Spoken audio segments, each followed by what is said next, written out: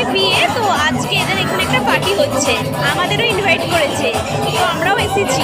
এর ভিতরে যারা ডান্স করছে মানে দিদি, মা, মাসি, পিসি আর কি। এটা হচ্ছে ছেলেটার দিদি আর ছেলেটা যার বিয়ে আর কি। কদিন পর আমাদেরও বিয়ে বাড়ি কেরালাতেই হবে, আমি অবশ্যই দেখাবো। তো আমরাও এইভাবেই এনজয় করব। কেরালার মেয়ের সাথেই বিয়ে হবে, বেশি কিছু সাজিনি কারণ এখানে খুবই সিম্পল সাজে, তো আমরাও খুবই সিম্পলি সেজেছি আর কি।